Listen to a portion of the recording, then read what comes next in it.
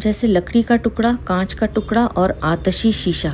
इन तीनों में सूर्य की कोई विषमता नहीं है, परंतु सूर्य के सामने धूप में रखने पर लकड़ी का टुकड़ा सूर्य की किरणों को रोक देता है, कांच का टुकड़ा किरणों को नहीं रोकता और आतशी शीशा किरणों को एक जगह केंद्रित करके अग्नि प्रकट कर देता है। तात्पर्य है कि यह विषमता सामने आने वाले पदार्थों की है, सूर्य की नहीं।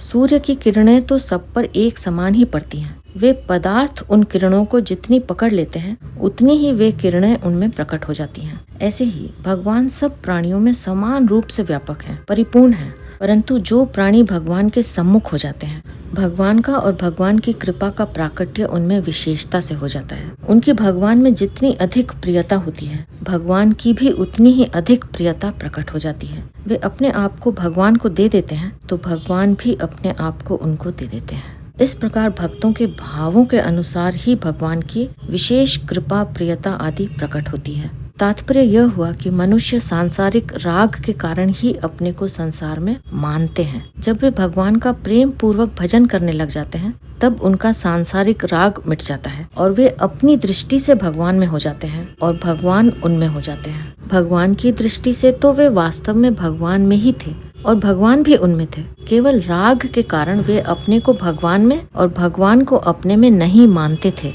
भगवान ने यहाँ ये भजंती पदों से ये सर्वनाम पद दिया है, जिसका तात्पर्य है कि मनुष्य किसी भी देश के हों, किसी भी वेश में हों, किसी भी अवस्था के हों, किसी भी संप्रदाय के हों, किसी भी वर्ण के हों, किसी भी आश्रम के हों, कैसी ही योग्यता वाले हों, वे अगर भक्ति पूर्वक मेरा भजन करते हैं तो वे मेरे में और मैं उनमें हूँ। अगर भगवान यहाँ किसी वर्ण, आश्रम, संप्रदाय, जाति आदि को लेकर कहते तब तो भगवान में विषमता, पक्षपात का होना सिद्ध हो जाता, परंतु भगवान ने ये पद से सबको भजन करने की और मैं भगवान में हूँ और भगवान मेरे में है, इसका अनुभव करने की पूरी स्वतंत्रता दे रखी है। यहाँ परिशिष्ट भाव यह है कि सम्मोहम सर्वभूतेषु, जीव भगवान को अपनी क्रियाएं और पदार्थ अर्पण करे अथवा न करे, भगवान में कुछ फर्क नहीं पड़ता। वे तो सदा समान ही रहते हैं। किसी वर्ण विशेष, आश्रम विशेष, जाति विशेष, कर्म विशेष, योग्यता विशेष आदि का भी भगवान पर कोई असर नहीं पड़ता।